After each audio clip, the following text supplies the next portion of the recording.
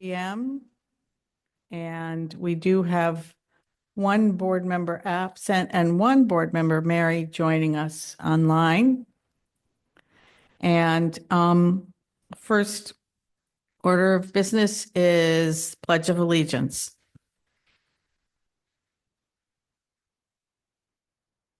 I pledge allegiance to the flag of the United States of America, to the republic for which it stands, one nation, under God, indivisible, with liberty and justice for all.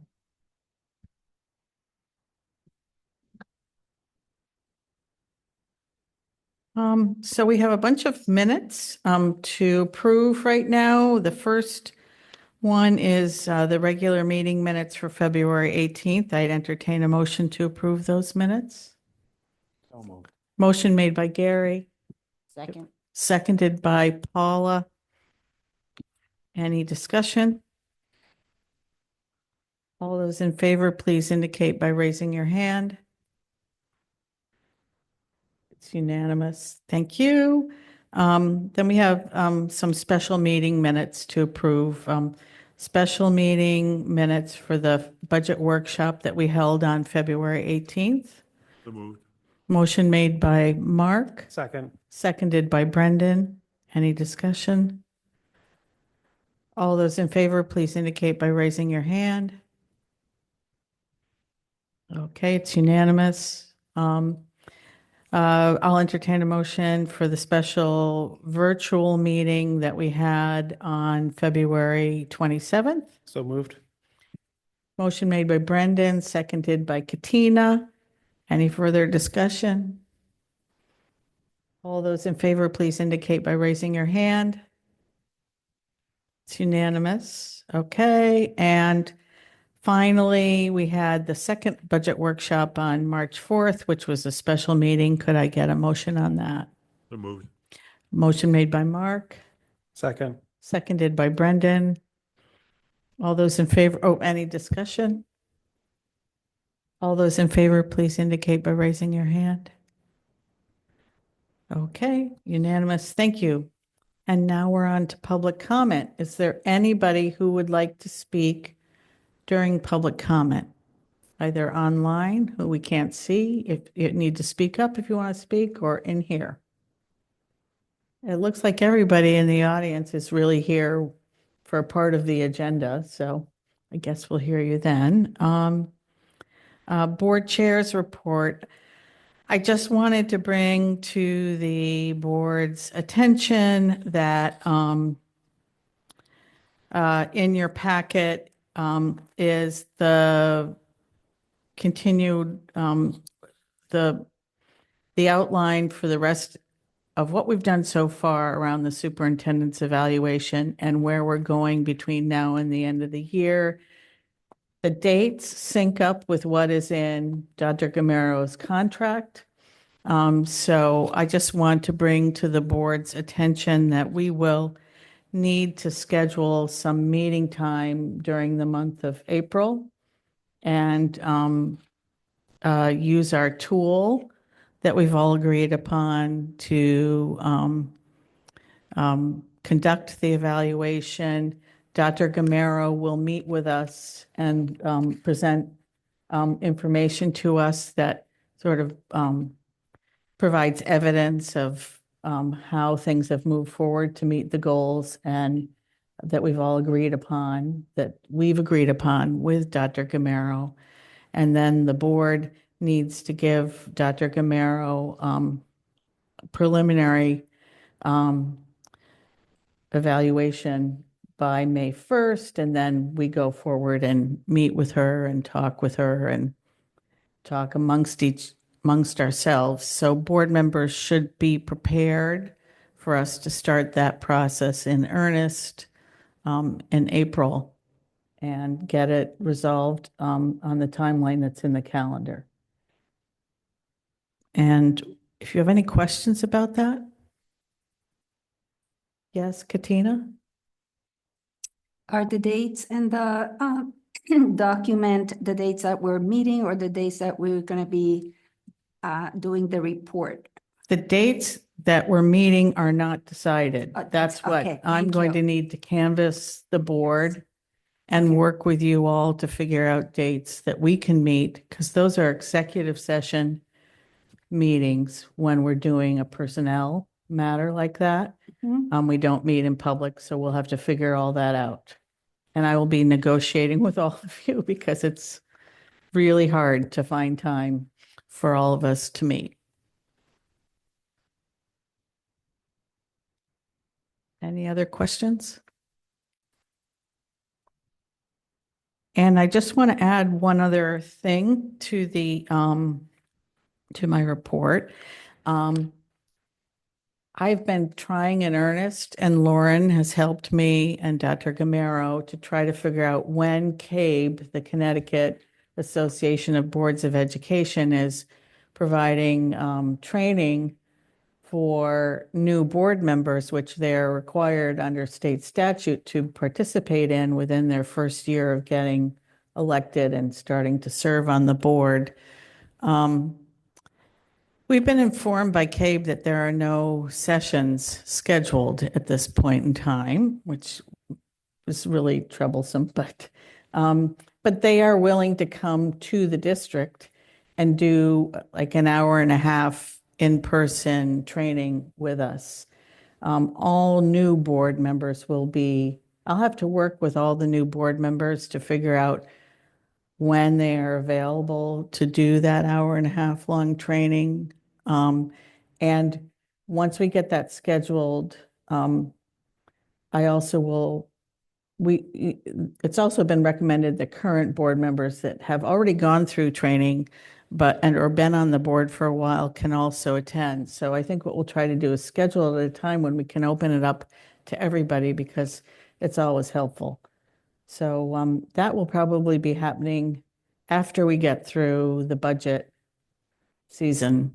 The referendum is coming up in May, so probably after that. So just keep a lookout for an email that I'll be sending around to the board to get something on the schedule. Katina?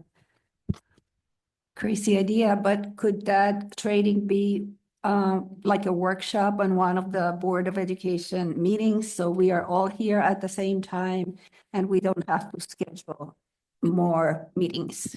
It could be, but I also want to make sure that people feel comfortable. Sometimes if everything's done like on video in a meeting, people may not ask questions that they might want to. So I'll have to canvass everybody and see how Okay, they feel thank about you. that. Just an idea. Yeah, it's an idea that I've thought of too. In fact, Dr. Gamero and I talked about the different ways we could do this. Anything else? Okay, now we'll move on to the superintendent's report. Good evening, everyone. I have a series of highlights and updates to share with you this evening. We want to get started with having the principal of our Windham Early Childhood Center, Ms. Liz Baumgartner, and members of her team. As you're aware, this year we have been focusing on three main areas, which include attendance, high quality grade level standards driven instruction, of course, with providing supports to students and fostering a positive school climate so that our students and staff can thrive. And Principal Baumgartner is going to be sharing it with us how they're bringing these priorities to life. So they have a presentation they're going to be sharing. And Ms. Baumgartner, you can come up.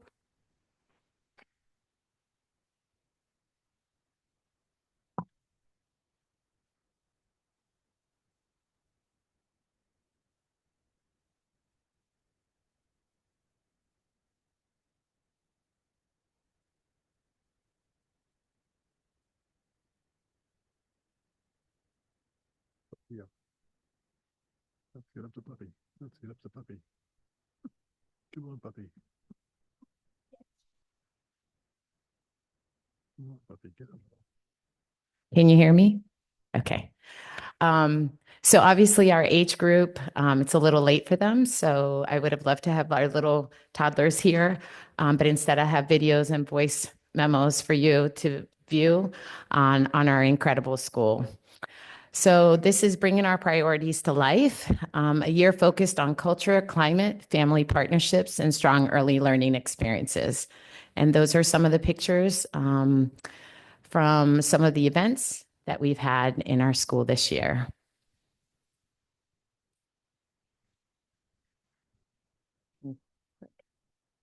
Do I have the clicker? So a year aligned by connections. For us, it was a focus on, this is our second year, and our work is intentionally centered on relationships, belonging, and strong early learning experiences. And so we've had a focus on culture and climate. Though we have a brand new building, it was our second year of us being together as a staff. We had our core staff stay. And so we really wanted to continue the work on that. And so culture and climate, and we build a school community where every child and family feels welcome, supported, and connected. We are focusing currently. Family engagement is a huge aspect of what we do. It's a huge piece of also Head Start. And so as a Head Start program, we have a family service center that with family advocates along with our family liaison, and they work alongside our staff with our family engagement focus. We expand opportunities for families to participate in early learning experiences and strengthen partnerships within our school. And the very first actual flyer that you have, though it's an Earth Day celebration, is going to be our grand opening for our family service center within our school space. And so we're inviting you to that so that you can see some of the work that's being done. It's modeled slightly like NatChogs. I'm familiar with family service resource centers because we had one at North Windham before it was moved over to NatChog. So that's the vision that I have. And so we're hoping to be able to kick that off on Earth Day as our new family resource space in our school. And then curriculum and instruction, we implement our early childhood curriculum intentionally so learning remains developmentally appropriate, engaging and aligned with early learning standards. And one of our teachers is here, Miss Jenna. We have Kathleen Goodwin, a co-director, Coco, who is a huge aspect of what we do. And then Jane is right next to Coco, and she works. She's our coach. And so when we talk about curriculum instruction, a lot of the work that you'll see in our actual slides were things that she was able to work alongside teachers and model and record for us so that you can see the great work that's happening there. So together, relationships plus learning create the conditions for children to thrive.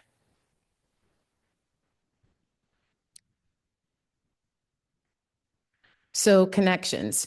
As we began our second year in our beautiful new school, we were reminded that it was our relationships that truly bring our mission to life.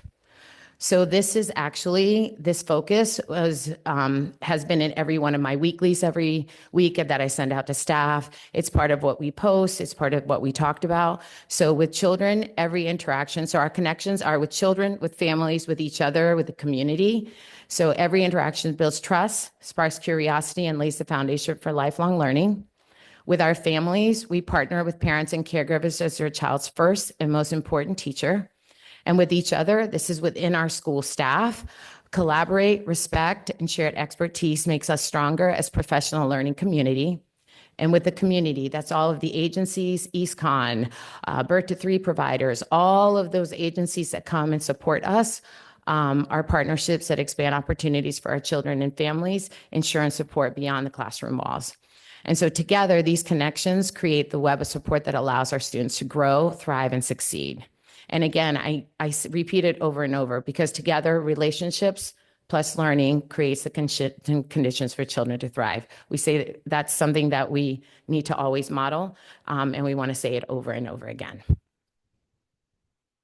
And that's a great picture of one of the most favorite things to do in school.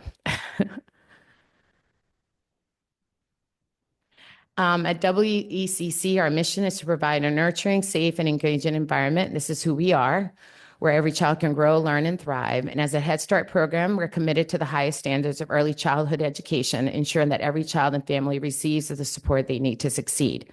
We serve 232 students, 40 infant toddlers, and 192 pre-K students. We provide 12-month early Head Start and 10-month school year pre-K programming. We provide support services for students with special needs, such as speech services, occupational therapy, physical therapy, and social work services. We have 2 RISE classrooms that support 16 students with profound autism. We coordinate birth to 3 services with local providers and daycares like New Heights, WRCC, and Eastern Connecticut State University, also other early childhood centers. The staff provides itinerant speech services for students that are determined eligible under special education. We offer monthly play groups that support transitions for new families. We have 2 dual language classrooms for Spanish dominant students in our El Nido program. And our Head Start families receive support and access to resources from our Head Start family advocates. There's a lot. I could have kept going, but I figured I'd stop there. So, strengthening culture and climate. The connections theme helps us turn belonging into a daily experience for students, families, and staff. So every child and family feels welcome, supported, and connected to the program. Welcoming environment. Families are intentionally greeted with a climate that invites them into the life of the school. One of the things that we can do, though, we have many students that come on buses. We have lots of students that come in and are dropped off. And so we have, if you come in the morning and you're there around 8:35, you will see all of our staff there. We have many staff that is supporting, welcoming our families as they arrive, both our early Head Start that come in and drop off their children, and then also our students that are dropped off in the morning. And often you will find someone unnamed, sometimes me, in our outfits of choice in regards to whether it's our mascot or our monthly theme or something like that. Just makes it more fun as children are walking in our doors. Meaningful relationships. Our students, families, and staff are connected through everyday interactions rooted in care and trust. And then consistent support. A strong school climate helps our youngest learners experience school as a place of safety, belonging, and joy. And if you look at some of the pictures, you'll see those are just some of the things. That's actually a student. We did an election ballot last year for Coco's name. We have students engaged in all types of activities. And at 3, 4, and 5, and even our infants and toddlers, our expectations are super high, and they always meet them.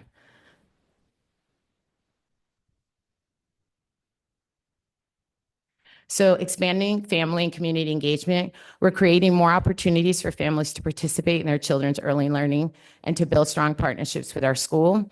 So family partnership grows when we move beyond communication alone and create meaningful invitations to participate, contribute, and connect.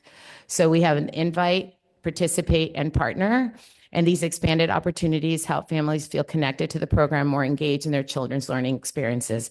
It's one of the reasons why we were looking at our Families Resource Center. Today, I actually attended a wonderful fathering conference. And so that's another area of focus. We have lots of dads that come into our building. And so for us, that's a great target group that is just so engaged with their students. And we want to be able to meet them, their needs as well, as long as our mommies, we meet our mommies' needs. And so that is an area that we're also having our family service advocates focus on. And so those are the services that we're hoping to expand. And as you can see, our Hispanic Heritage Night, very well attended. Our autism walk last year, very well attended. We had a turkey trot. Everybody comes out. And so our families want to spend time with their young children and spend time within our school. And so we try to make that as much as possible for them or give them access. So strengthening curriculum and instruction. So our intentional implementation ensures learning experiences remain joyful, purposeful, and aligned with early learning expectations. So those are all pictures of our students doing many activities. Our staff continues to strengthen the teaching and learning through the intentional implementation of our early childhood curriculum. So it's developmentally appropriate, engaging, and aligned to standards. So learning experiences match the needs of young children and support growth through play, interaction, and exploration. So you'll see students playing, yes, but our students are learning through play. It's very student-centered, And actually, we're working a lot on our oral language development. You'll see our students, our paras and our teachers asking lots of questions. And we've been working actually with our art coach in that area. So you'll see we're doing some of that currently with our staff. Engaging instruction invites curiosity, active participation, and hands-on experiences that keep children meaningfully involved. And again, aligned to standards. We have Head Start standards and our Connecticut ELS standards that we are aligned to. And so curriculum implementation remains connected to early learning standards while honoring the way young children learn best. So, so here, this is a very short clip in just a minute, but I wanted to, this is an example of one of our maps and how we strengthen curriculum and instruction. And in map 4, which is water and its properties, children participate in several hands-on explorations and investigations. You can see Miss Carly is in that picture right there. They have a little pipette that they use to drip water. There's science going on, tasks that are involved. So this is an example of one of our maps. One of the engaging learning experiences or tasks involves investigating how water may be repelled, absorbed, and contained by a variety of objects. And in this recording, Madeline became extremely excited while she used the pipette to drop water onto the surface of a penny. And after over 20 drops, water overflowed off the surface of the penny. Madeline continued squeezing her pipette, which formed bubbles in the water. And at this point, the teacher prompts her to state her observation. It's a big circle, and then follows up by posing a question. I wonder why. In this map, teachers guide students to participate in the scientific process and encourage further investigation and thinking as opposed to providing students with answers. So it's a very short snippet of her voice, but hopefully you can hear her.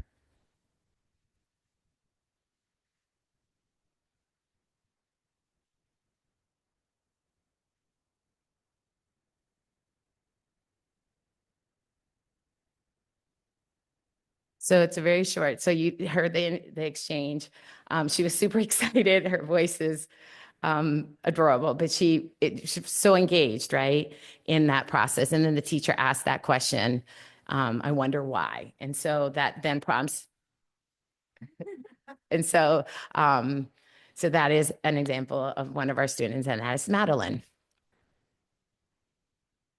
So this is Miss Stephanie and Miss Kenya's class retelling the classic tale, The Three Billy Goats Gruff. And this is a Norwegian fairy tale about three brother goats, small, medium, and big, who must outsmart a hungry troll living under a bridge to reach a lush meadow. And so here are our students retelling the classic tale.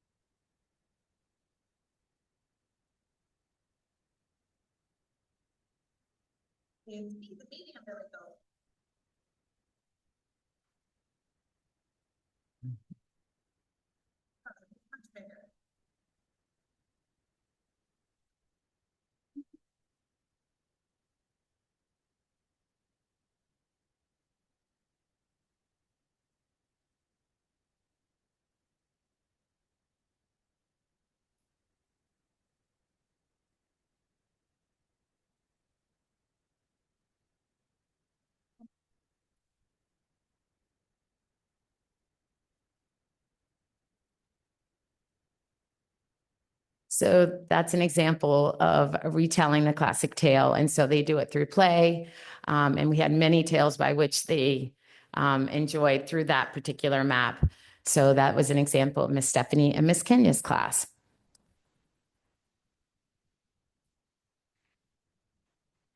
So the next one is actually, so the book that is on, this is an example.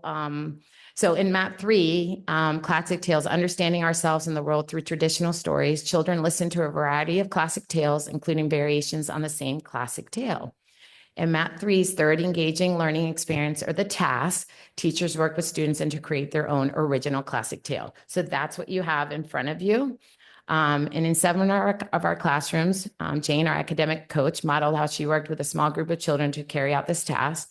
And after working with the children, she typed out their words and collected images from the internet to create a book which they authored. So that's an example of that.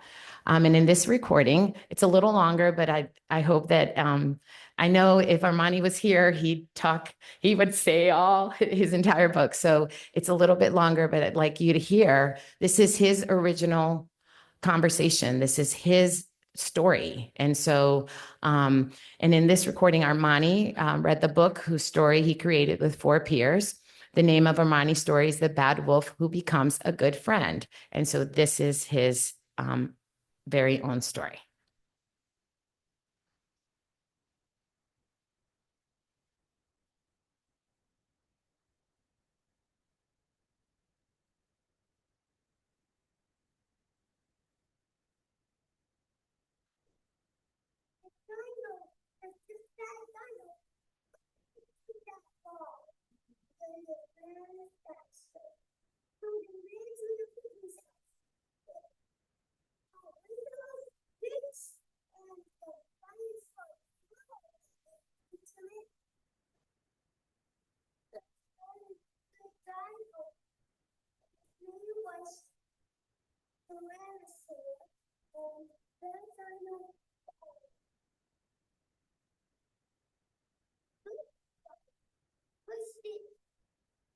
Push the bad dino to a river or the biggest immortal dragon.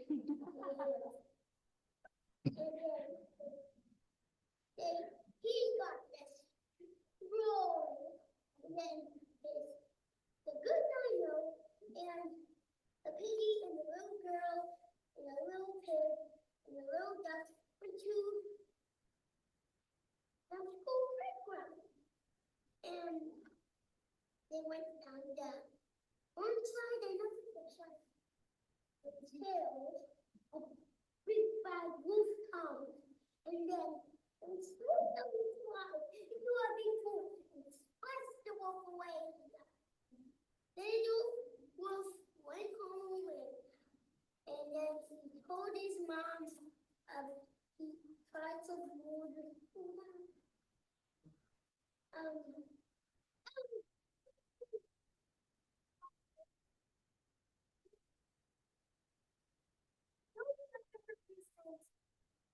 because don't hurt your face.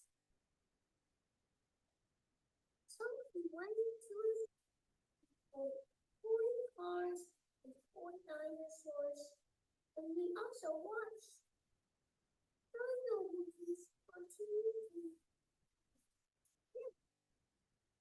He went back to the school playground and found a good friend. There you go. So, so that's, if you look at the book, right? So no one prompted him. I mean, come on, like he was like kimono dragon, like the vocabulary, the words that he was using, and he clearly had a storyline, right? He knew that he needed to had to be a good friend at the end. And so, and the bad wolf who became a good friend. And so that's his version. And there are many versions by other students, but I wanted to share Armani's in particular. So that's what they're doing every day in our school. And so this is an example of Map 3. And so Armani did a great job in retelling his story. And so what these priorities make possible is high quality early childhood education and strong relationships work together to help children and families thrive. And at the Windham Early Childhood Center, our focus on connections is not separate from learning. It is how we bring our mission to life. Thriving learners, where children experience a welcoming, engaging start to school.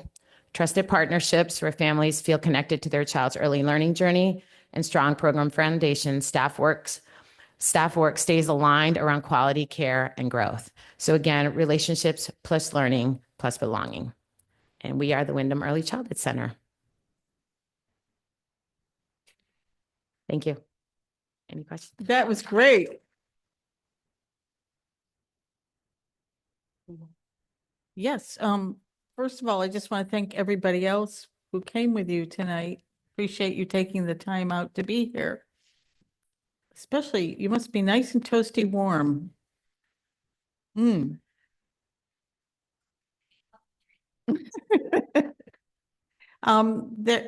There may be questions, so, or comments. Gary? Just two questions because I'm sort of new on the board too. What are the ages that you have at the school? 2 months to 3 years is our infant toddler program. I'm sorry. 2 months to 3 years is our infant toddler program. And then our pre-K is 3 to 5. Okay. And secondly, what percent of your families would you say are engaged and how do you measure that? So through Head Start, we actually are going through a community survey right now. So we'll actually have those actual numbers every year. They do those surveys it's part of the Head Start requirements. So I don't have the numbers currently for this year. I can get them for you. But for us, every time a family comes in, they're signing in, for our events, we have many people that come. Our families it's not only mom, dad, there's grandma, there's all of the family community within their home that joins us. So, but I would say for us, it's probably, I would say at least 80% of our families are engaged in some way. Do we have families we need to reach out to more and get them in? Sure. And many factors play into that. And like today, I was mentioning our dads. We have many dads that come into our building, but how can we engage them more is something that we're looking at so that we can meet their specific needs on parenting a child. And so we feel the Family Resource Center that we're looking to open up is really providing some basic necessities and needs for families that are in crisis sometimes. And so we want to be able to provide those supports for them. But our family advocates, along with our own staff, our teachers and our paras and anyone, social workers, anybody who works with our families, we work as a team. And so we really figure out very quickly what a family may need based on the questions that we ask them. So. Katina? Hi, Liz. Hi, can I would be interested in at some point in learning about what the transition is between preschool and kindergarten Mhm. and the expectations of academic expectations in kindergarten, and more so about the connection and bridge between the teachers. How are they getting to know the kids who are coming into the kindergarten and the expectations of each other? So to make it more easier for the child and the families. Right. So I think those are conversations that not only our school, but along with the elementary schools have been having in regards to being able to have a seamless, or at least as close to a seamless transition as possible between our pre-K and our kindergarten classrooms. We are having teachers connect with one another. There are meetings that are going to be taking place in regards to what does that look like? They come in, they may observe a classroom. Those are requests that have been made, not only from the elementary schools, but something that we've talked about in how we can make that transition easier. Obviously, a student doesn't always look the same in every environment, right? Sometimes there are different things that take place. And also there's a lot of growing up sometimes that takes place within a 2 or 3 month period where we may see a child that may look one way in June, right? And then they walk into a K classroom in August and somehow something's magically happened over the summer, right? And so I think that communication between the staff, each elementary staff and our teachers here is super critical. Anybody who may have had some contact with that child that may be able to provide really important information. We do provide, everything goes with the child over to the elementary school. So at least on paper, right, there's information. And then they can talk to one another in order to be able to support that student in another school.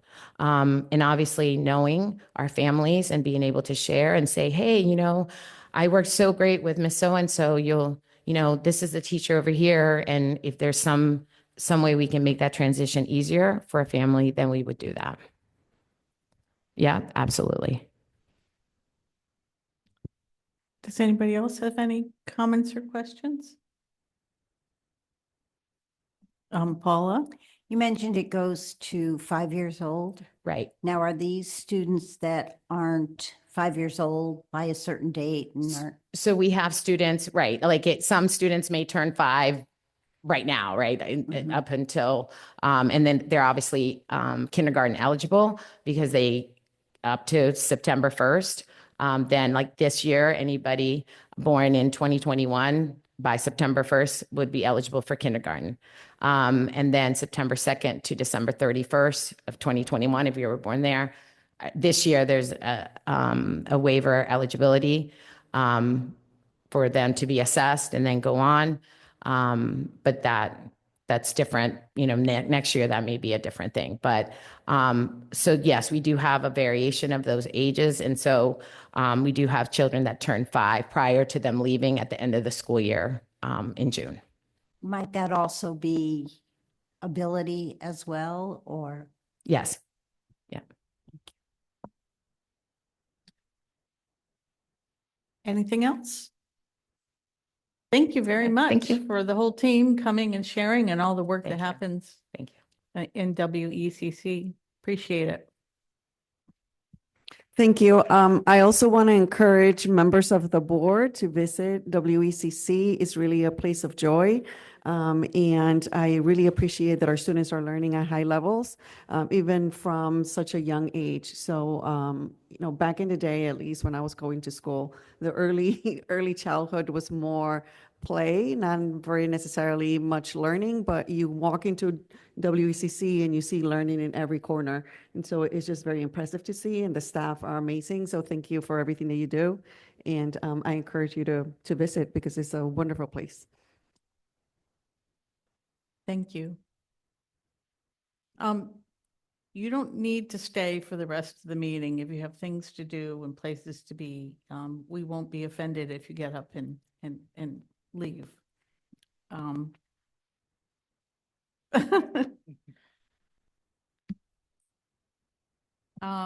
Okay, so I'll just let you continue. Yep. Next up, I'm proud to highlight Natchitoches Elementary School, who was recently recognized by the Connecticut Association of Schools for exemplary school climate practices. This is a significant accomplishment, and I invite the principal of Natchitoches, Ms. Janine Ennemite, who's here with members of her team, or no, by herself, and so that she can share with us all of the great work. Good evening, Dr. Gamero and board members. I'm proud to share the recognition that we just received by the Connecticut Association of Schools for exemplary school climate practices. The application process was very extensive. We completed a detailed written application describing our systems and our daily practices that are in place at Natchitoches School to support a positive school climate.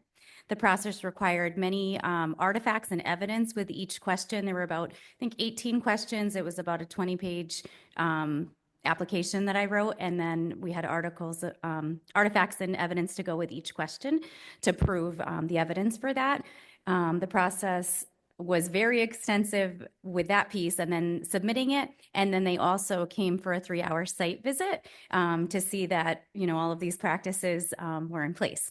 So there were principals from across the state that came to visit for those 3 hours. They spoke with my staff, parents, and a panel of students.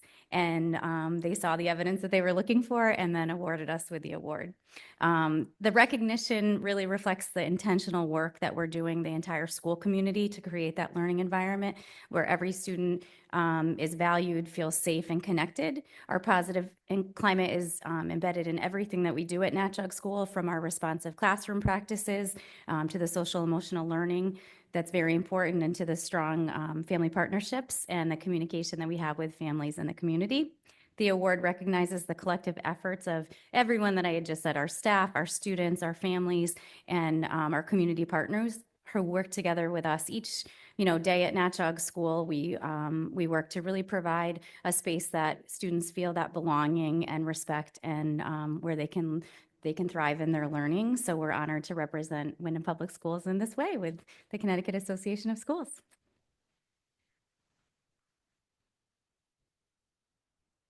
Another feather in your cap Yep.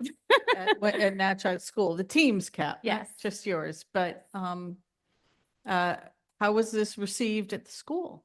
Everybody was very excited. The families that I had contacted and asked to be a part of the panel, and then also contacting families and asking if their child could represent our school. We had students from every different grade level, so it was really an exciting thing just to hear the students, talk about what they feel when they walk in the doors, and how they feel about school, and so the whole team is very excited that we were recognized in this way. I think everybody works really hard from the beginning of the day. When, if you come over to Natchog at arrival, you'll see a block party. Music is playing, pom-poms are out.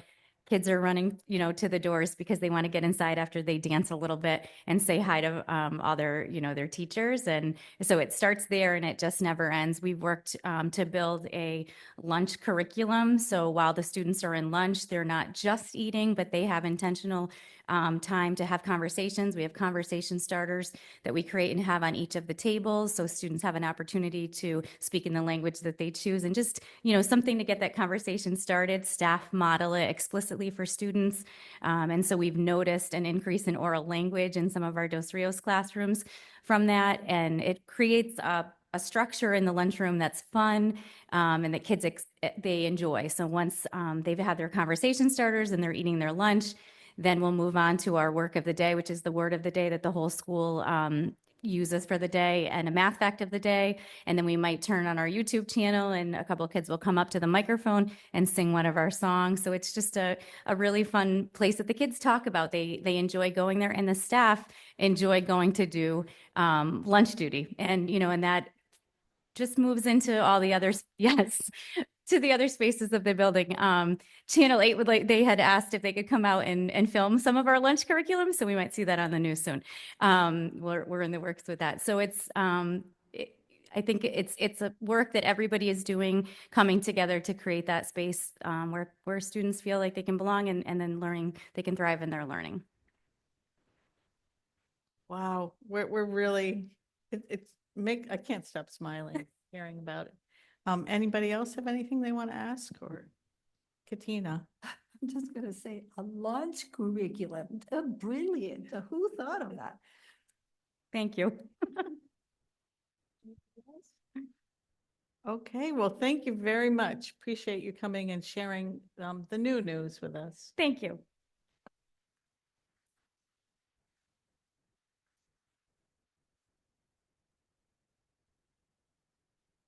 Congratulations again to Natchog and the team. And actually today we were meeting with, we had a meeting with the state, as an Alliance District. We have check-ins that we have to do 3 times a year just to see how we're progressing towards our goals.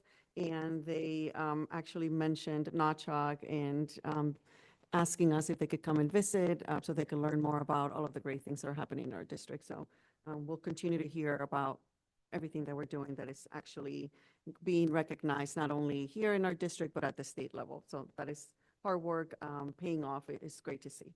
So thank you for everything that you do. Going on to, maybe, oh, there it goes. So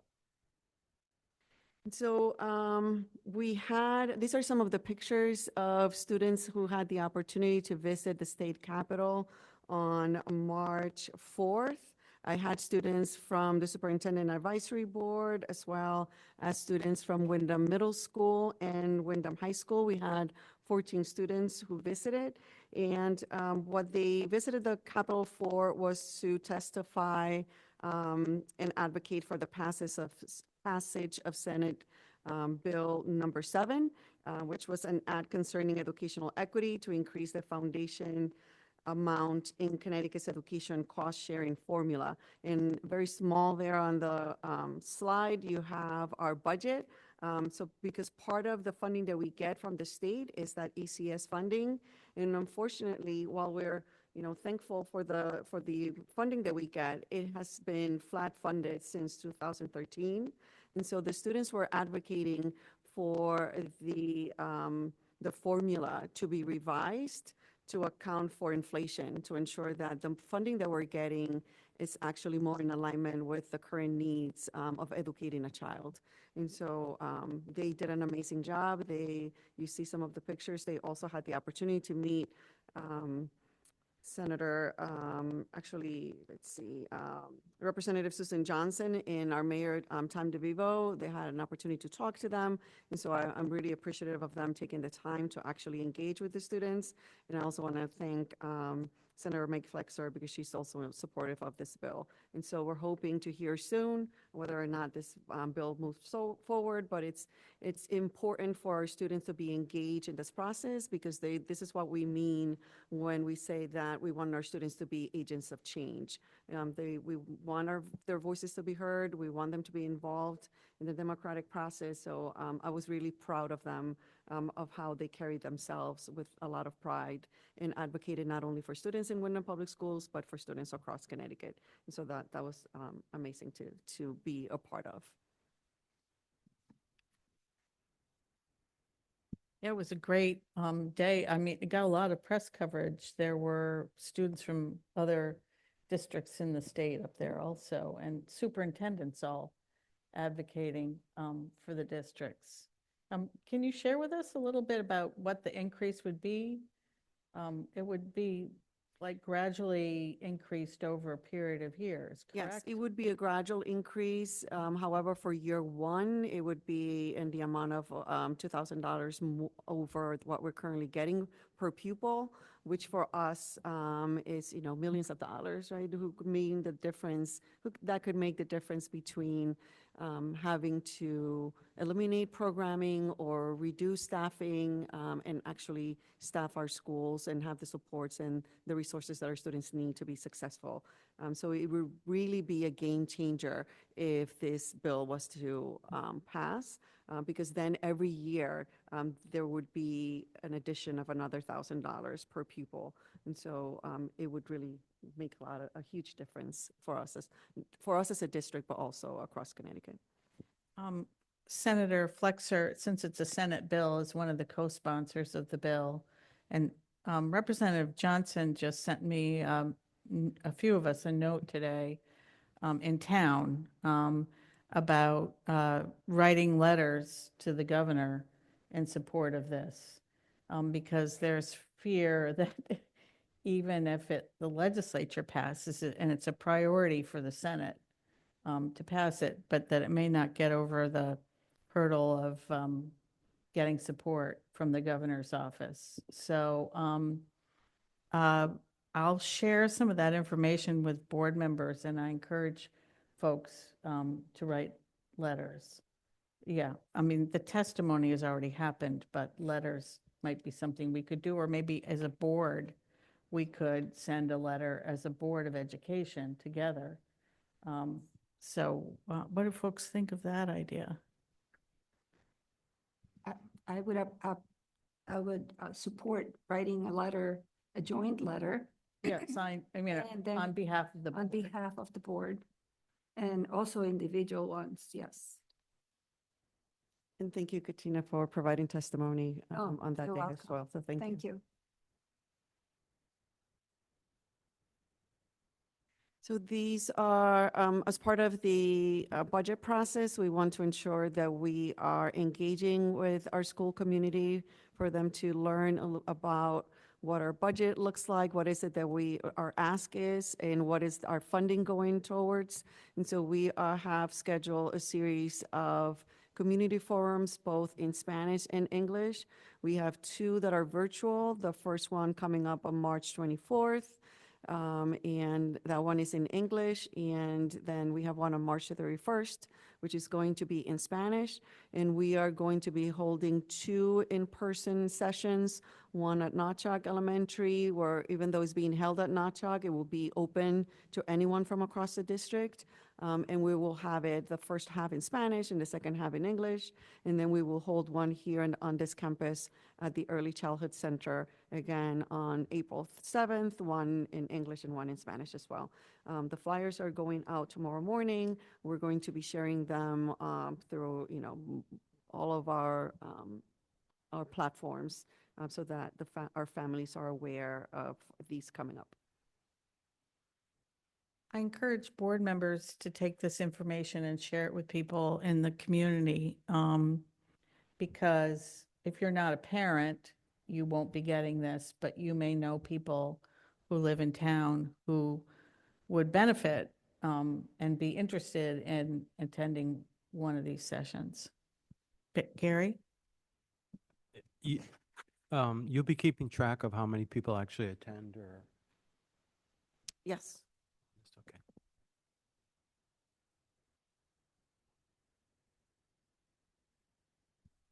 Katina? Maybe we can post this on the community board, electronic board. If we share it with Share town it. hall, they Yes, could put it on absolutely. that Yeah, the electronic board, billboard yeah. downtown. And even invite the other boards to come to the panels. We've already talked about making sure that the Board of Finance and the Town Council get this. Great. But we can make sure it gets sent out to them. But what I'm saying is board members can help with that too. Absolutely. I also wanted to share some important dates coming up in regards to the Board of Finance and our presentation of the board budget. And so on March 25th, we go in front of the Board of Finance to present our budget at 7 p.m. Well, when it's our turn, of course. We have 2 sets of tentative dates that is important for our community to learn about. We are anticipating that on April 21st will be the public hearing, and on May 12th, we're anticipating that that would be the budget referendum date. We are also anticipating that on April 8th, these dates will be set officially. However, after that date, I no longer am able to utilize resources from the district to talk about the budget. And so it is critical for members of the board to be sharing this information once I will share this information with our community, but these are tentative. After they're set formally, then I will no longer be able to share this information through our resources or utilizing our resources. So it's critical for the board to be able to take this information and continue to share it with the community, because we will have a 1-month period of time when they won't be getting this information from us. And so we need to continue to remind individuals about these dates. It is critical for them to come out and support our budget.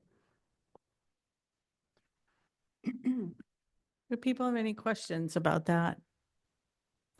Just for the newer board members and members of the public who may be watching this, during the budget presentation before the Board of Finance, Dr. Gamero and whomever else she decides to have with her will be doing the presentation, and then they will be answering questions. It would be very helpful to have some board members in the room there in support.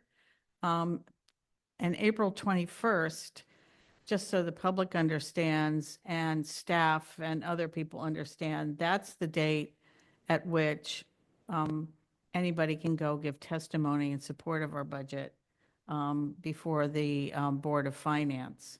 The Board of Finance will, by the time that date happens, have maybe had some preliminary discussions about whether or not they're going to support our budget as we present it or make adjustments up, I guess they could, or down.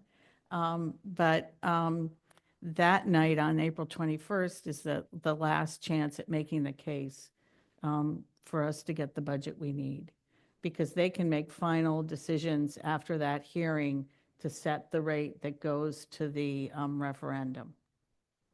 So I just want members of the public and the board to understand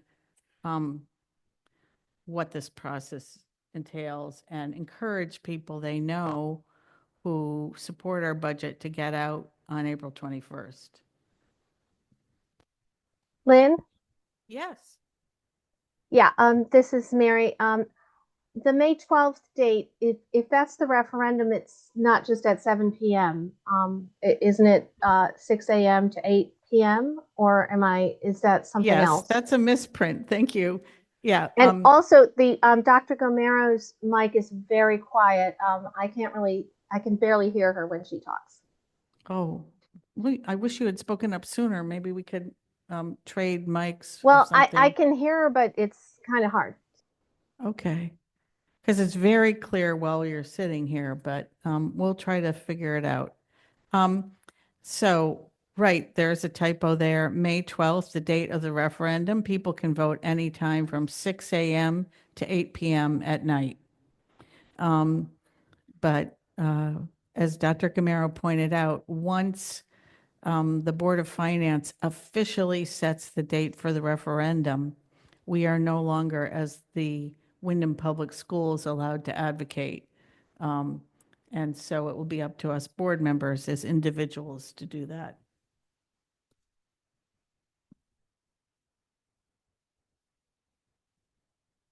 Why don't you try my mic? Maybe it'll work better. Testing. Oh, that sounds better. Go ahead. Okay, so actually, I would like to add this item to my updates. I wanted to take the time to welcome Mr. Robert Howard, who's our new Director of Facilities. He's here this evening.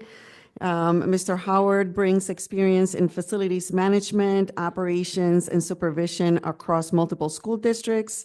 Most recently, he served as facilities supervisor at Jamoke Academy in Hartford, where he oversaw maintenance and custodial operations, managed capital projects, coordinated vendors, and ensured compliance with safety and regulatory requirements. Prior to that, he served as supervisor of custodial services with Stafford Public Schools, supporting operations across multiple schools, managing budgets and inventory, and leading safely and emergency preparedness efforts. Mr. Howard has a strong background in team leadership, project management, and operational efficiency, along with broad experience in facilities maintenance and construction. We're excited to welcome Mr. Howard to Windham Public Schools. His leadership will be instrumental in maintaining safe, efficient, and well-supported learning environments for all of our students and staff. So welcome.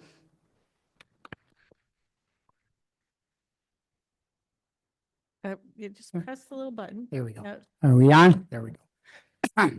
I'd just like to thank the board, Dr. Gramero, for just allowing me this opportunity and the warm welcome I got from everybody at central office who made it seamless for me to get started. So I'm here. We're already at it. And hopefully we can get the buildings up to par and get everything the way it should be. So that's it. Well, thank you for joining the team here, and I'm sure that you and Brendan will want to meet because Absolutely. he's chair of our school planning and design committee, and that's one of the people on the board you'll probably deal with on a more regular basis. So Great. Looking forward to working with you. Likewise. Yeah, thank you. Thank you and welcome again. At this time, I would like to invite Beth Bernay to share updates on several important areas connected to our bilingual and dual language work.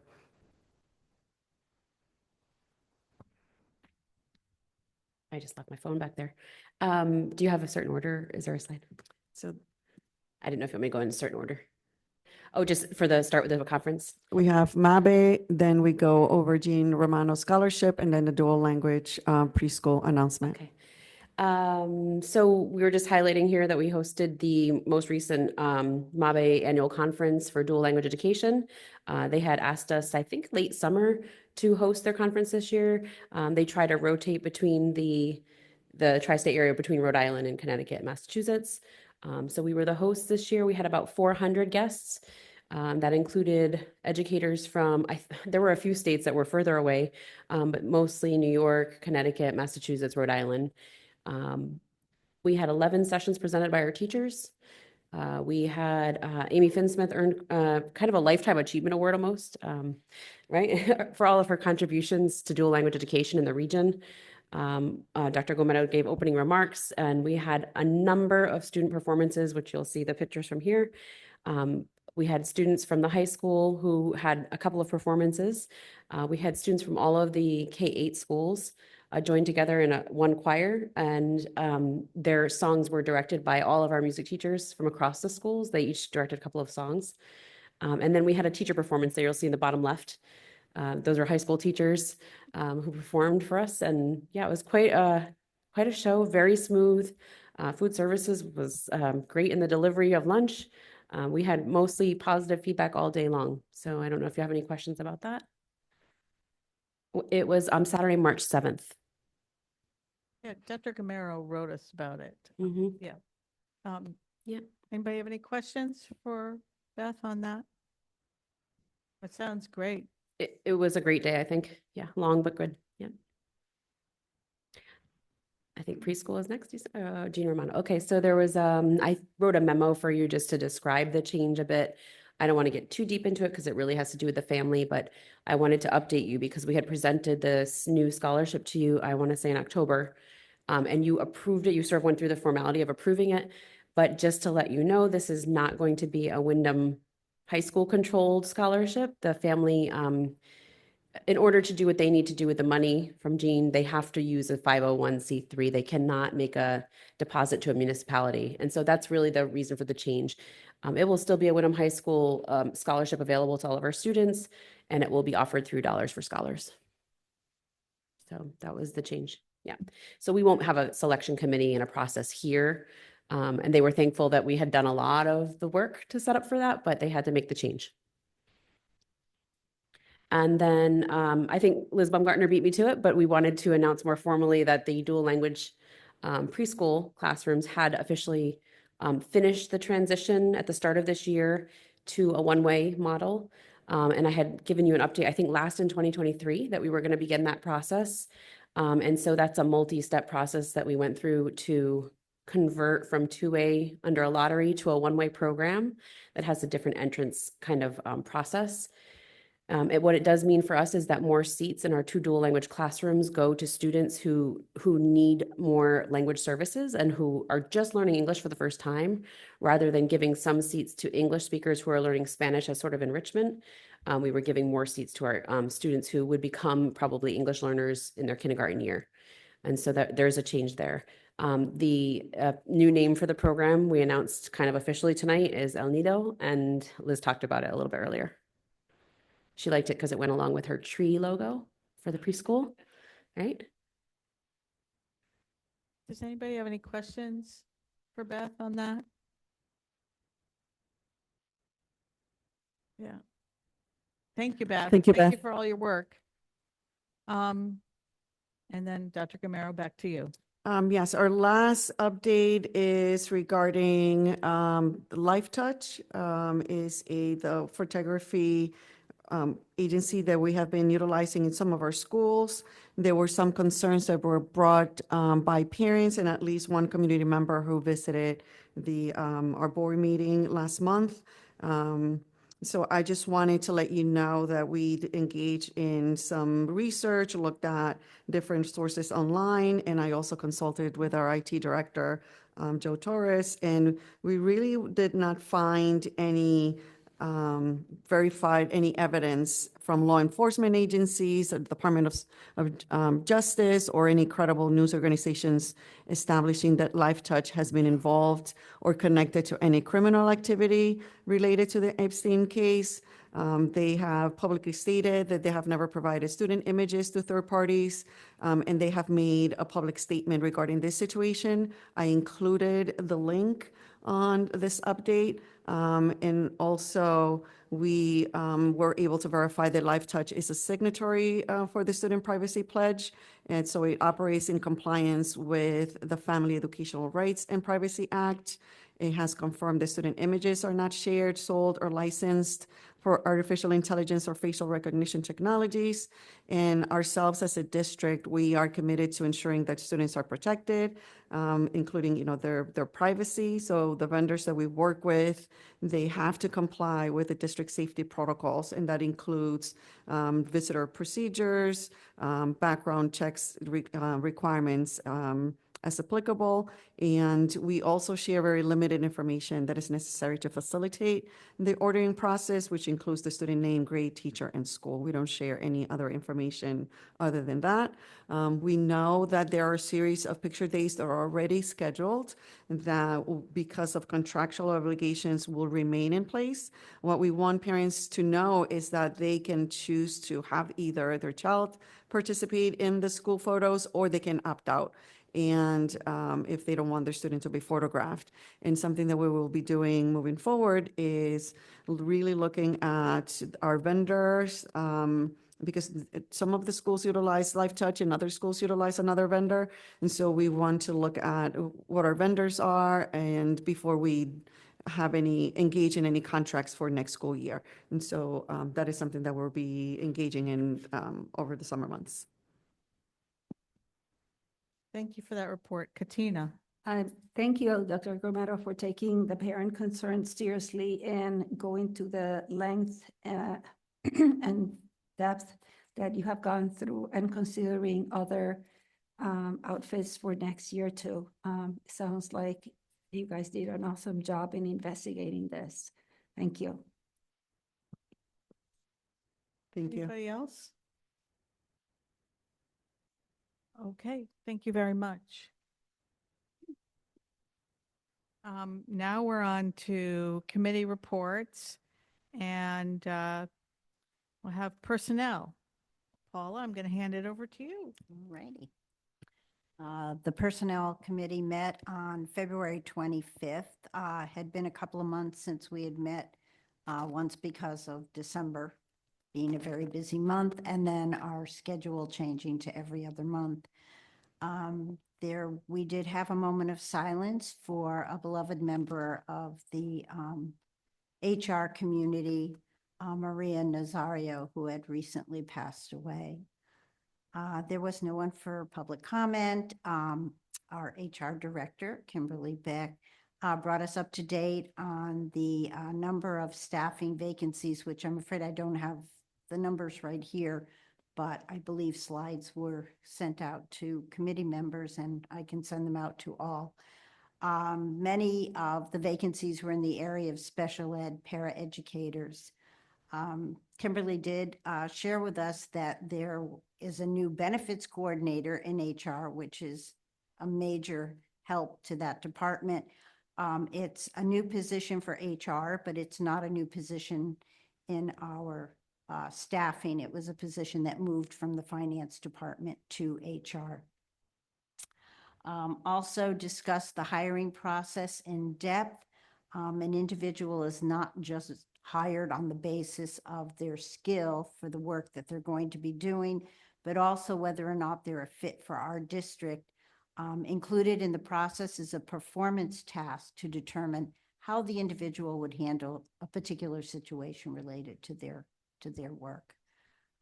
Contract negotiations launched for the paraeducators on March 9th. We've since had a second meeting to share proposals. And the Committee of Review has developed a schedule proposal for the co-curricular stipends, something that we've talked about for quite a while, and that will be forthcoming.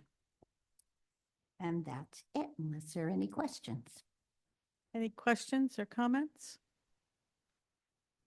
Thank you, Paula, and thank you, Kimberly, for all the work. Personnel. And now we're on to finance and audit, and I'm handing it over to you, Mark. Okay. We met on the 11th of March. We reviewed the budget transfers, which this month's budget transfers were, again, primarily to offset various line items to keep them in track, but also there was an extra cost for utilities at Sweeney and extra expenses for laptops and custodial supplies. So that accounted for the $88,797.25 in our budget transfers, which we're recommending approval of. The first two payments of the state grant for special ed reimbursement have come through, so our year-to-date budget now we're showing a positive position, and it looks like if we maintain what we're doing, we will in fact be able to finish the year positively. Of course, that all depends on the grants and unforeseen circumstances. There was some general discussion about the town's capital improvement funds and the current structure of how the bonding issues are done. The committee talked about the need for Dr. Camaro to have access to the state's core report system, which is I guess the accounting system that deals with the bonding issues. And then there should be a meeting was set up for Dr. Camaro to meet with the town manager to discuss the budget year and the bonding policy moving forward. Thank you, Mark. Are there any questions or comments? Okay, I'm hearing none. We'll move on to discussion item, which is really just a little background on something that we didn't, none of us caught when we really looked at the budget that we approved for 26, 27. And I'm going to, Neil, are you getting up to explain it to us? Okay.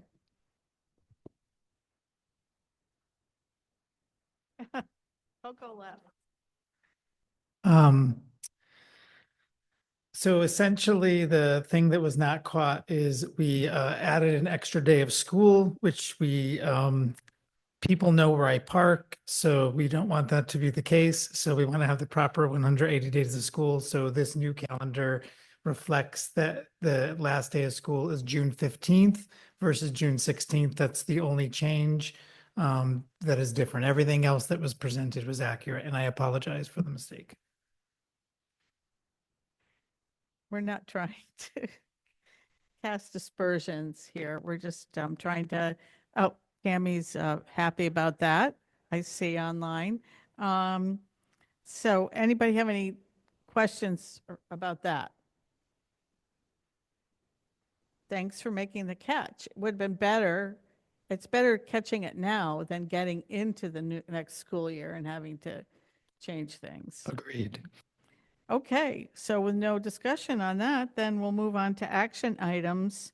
And I would entertain a motion to adopt the revised 26-27 school year calendar to reflect one less school day than was on the calendar previously voted on by us. So moved. Second. Motion made by Brendan, seconded by Katina. Any discussion? All those in favor, please indicate by raising your hand. I can't see Mary.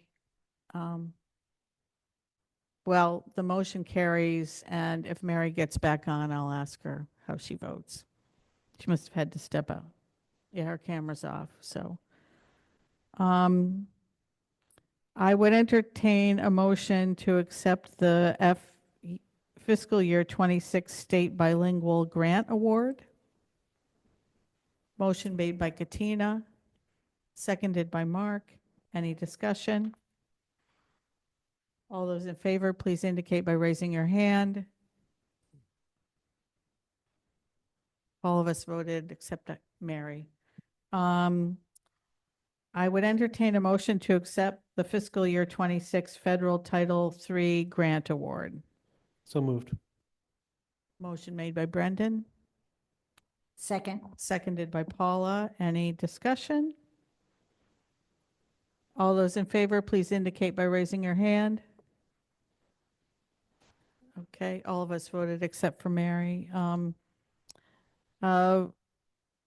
I would entertain a motion to accept the fiscal year 26 Federal Title IV Grant Award.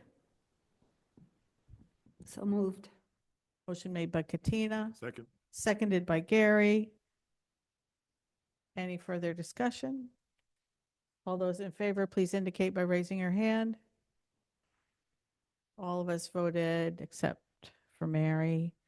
And then I would entertain a motion to accept the fiscal year 26 McKinney-Vento continuation year 2 grant award. Motion made by Katina. Seconded by Paula. Any further discussion? It's very nice to be accepting these grant awards. All those in favor, please indicate by raising your hand. Everybody voted except Mary. And then finally, I would entertain a motion to accept the recommended budget transfers of $88,797.25. So moved. Motion made by Mark, Second. seconded by Brendan. Any further discussion? All those in favor, please indicate by raising your hand.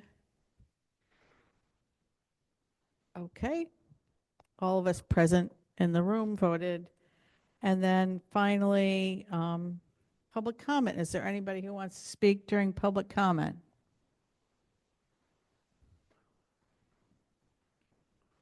Okay, seeing none, I would entertain a motion to adjourn at 8:15. I move, we move. Meeting adjourned. Thank you.